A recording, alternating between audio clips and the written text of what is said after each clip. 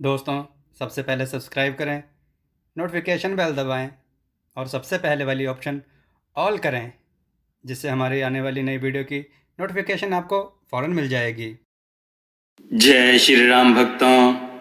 दोस्तों, यह कथा बहुत ही उत्तम है। आदमी परिश्रम से ही अपना भाग्य बदल सकता है, किंतु इस कथा को गौर से सुनिएगा और अपने उत्तर कमेंट में जरूर दीजिएगा।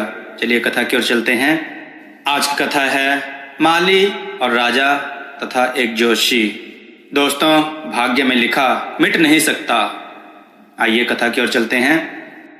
चंदन नगर का राजा चंदन सिंह बहुत ही पराक्रमी एवं शक्तिशाली था। उसका राज्य भी धन धान्य से पूर्ण था। राजा की ख्याति दूर दूर तक फैली थी। एक बार चंदन नगर में एक जोशी पधारे। उनका नाम था भद्रशील। उनके बारे में विख्यात था कि वे बहुत ही पहुंचे हुए जोशी हैं और किसी के भी भविष्य के बारे में सही सही बता सकते हैं। वह नगर के बाहर एक छोटी कुटिया में ठहरे थे। उनकी इच्छा हुई कि वह भी राजा के दर्शन करें। उन्होंने राजा से मिलने की इच्छा व्यक्त की और राजा से मिलने की अनुमति उन्हें सहर्ष मिल गई। राज दरबार में राजा ने उनका हार्दिक स्वागत किया। चलते समय राजा ने जोशी को कुछ हीरा जवाहरात देकर विदा करना चाहा, परंतु जोशी ने यह कहकर मना कर दिया कि वह सिर्फ अपने भाग्य का ही खाते हैं। राजा की दी हुई दौलत से वह अमीर नहीं बन सकते। राजा ने पूछा, इससे क्या तात्पर्य है आपका गुरुदेव? कोई भी व्यक्ति अपनी किस्मत और मेहनत से गरीब या अमीर होता है। यदि राजा भी किसी को अमीर बनाना चाहें तो नहीं बना सकता। राजा की दौलत भी उसके हाथ से निकल जाएगी। यह सुनकर राजा को क्रोध आ गया।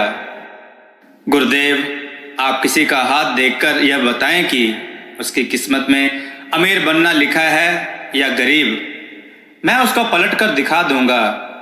राजा ने आक्रोशवश कहा, ठीक है, आप ही किसी व्यक्ति को बुलवाइए, मैं बताता हूं उसका भविष्य और भाग्य। जोशी ने शांतिपूर्वक उत्तर दिया। राजा ने अपने मंत्री को चुपचाप कुछ आदेश दिया और कुछ ही क्षणों में एक सजा धजा नौजवान जोशी के सामने हाजिर हो गया। ज्योतिषी भद्रशील ने ध्यान से उस व्यक्ति का माथा देखा, फिर हाथ देखकर कहा, यह व्यक्ति गरीबी में जन्मा है और जिंदगी भर गरीब ही रहेगा। इसे खेतों और पेड़ों के बीच कुटिया में रहने की आदत है और वहीं रहेगा।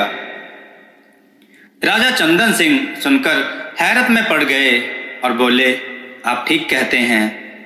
यह सजा धजा नौजवान महल के राजसी वस्त्र पहनकर आया है, परंतु वास्तव में यह महल के बागों की देखभाल करने वाला एक गरीब माली है।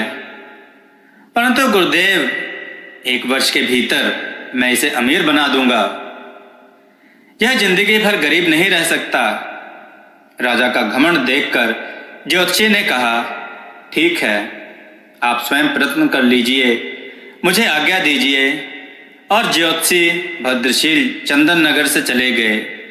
राजा ने अगले दिन माली दीनू को बुलाकर एक पत्र दिया और साथ में यात्रा करने के लिए कुछ धन दिया। फिर उससे कहा, यहाँ से 100 कोस दूर बालपुर में मेरे परम मित्र भानु प्रताप रहते हैं, वहां जाओ और यह पत्र उन्हें दे आओ। सुनकर दीनू का चेहरा लटक गया। वह पत्र लेकर अपनी कुटिया में आ गया और सोचने लगा, यहाँ तो पेड़ों की थोड़ी बहुत देखभाल करके दिन भर आराम करता हूँ, अब इतनी गर्मी में इतनी दूर जाना पड़ेगा। परंतु राजा की आज्ञा थी, इसलिए अगले दिन सुबह तड़के वह चंदन नगर से पत्र लेकर निकल गया। 2 गांव पार करते करते वह बहुत थक चुका था और धूप चढ़ने लगी थी। इस कारण उसे भूख और प्यास भी जोर की लगी थी। वह उस गांव में बाजार से भोजन लेकर एक पेड़ के नीचे खाने बैठ गया। अभी आधा भोजन ही कर पाया था कि उसका एक अन्य मित्र जो खेती करता था मिल गया। दीनू ने अपनी परेशानी अपने मित्र सोनू को बताई। सुनकर सोनू हंसने लगा और बोला, इसमें परेशानी की क्या बात है, राजा के काम से जाओगे, खूब अवगत होगी। तुम्हारी जगह मैं होता तो खुशी खुशी जाता। यह सुनकर दीनू का चेहरा खुशी से खिल उठा। तो ठीक है भैया सोनू, तुम ही यह पत्र लेकर चले जाओ, मैं एक दिन यहीं आराम करके वापस चला जाऊंगा। सोनू ने खुशी खुशी वह पत्र ले लिया और 2 दिन में बालनगर पहुंच गया। वहां का राजा भानु प्रताप था। सोनू आसानी से भानु प्रताप के दरवाजे तक पहुंच गया और सूचना भिजवाई कि चंदन नगर के राजा का दूत आया है। उसे तुरंत अंदर बुलाया गया। सोनू की खूब आवभगत हुई। दरबार में मंत्रियों के साथ उसे बिठाया गया। जब उसने पत्र दिया तो भानु प्रताप ने पत्र खोला। पत्र में लिखा था, प्रिय मित्र, यह बहुत योग्य एवं मेहनती व्यक्ति है। इसे अपने राज्य में इसकी इच्छा अनुसार 400 एकड़ जमीन दे दो और उसका मालिक बना दो। यह मेरे पुत्र समान है। यदि तुम चाहो तो इससे अपनी पुत्री का विवाह कर सकते हो। वापस आने पर मैं भी उसे अपने राज्य के 5 गांव इनाम में दे दूंगा। राजा भानु प्रताप को लगा कि यह सचमुच में योग्य व्यक्ति है।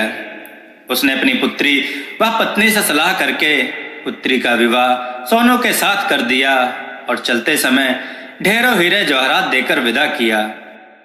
उधर आलसी दीनू थका हारा अपनी कुटिया में पहुंचा और जाकर सो गया। 2 दिन तक वह सोता रहा।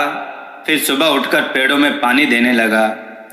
सुबह जब राजा अपने बाग में घूमने निकले तो दीनू से पत्र के बारे में पूछा। दीनू ने डरते डरते सारी बात राजा को बता दी। राजा को बहुत क्रोध आया और साथ ही जोशी की भविष्यवाणी भी याद आई।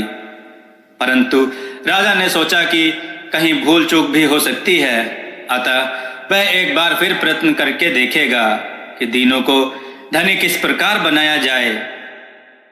3-4 दिन पश्चात दीनू राजा का गुस्सा कम करने की इच्छा से खेत से बड़े बड़े तरबूज तोड़कर लाया और बोला, सरकार, इस बार फसल बहुत अच्छी हुई है। देखिए खेत में कितने बड़े बड़े तरबूज हुए हैं। राजा खुश हो गया। उसने चुपचाप अपने मंत्री को इशारा कर दिया।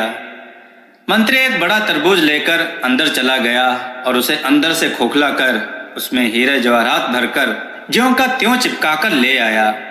राजा ने दीनू से कहा, हम आज तुमसे बहुत खुश हुए हैं, तुम्हें इनाम में यह तरबूज देते हैं। सुनकर दीनू का चेहरा फिर लटक गया। वह सोचने लगा कि राजा ने इनाम में दिया भी तो क्या। वह बड़े उदास मन से तरबूज लेकर जा रहा था। तभी उसका परिचित लालू मिल गया। वह बोला, क्यों भाई, इतने उदास होकर तरबूज लिए कहाँ चले जा रहे हो?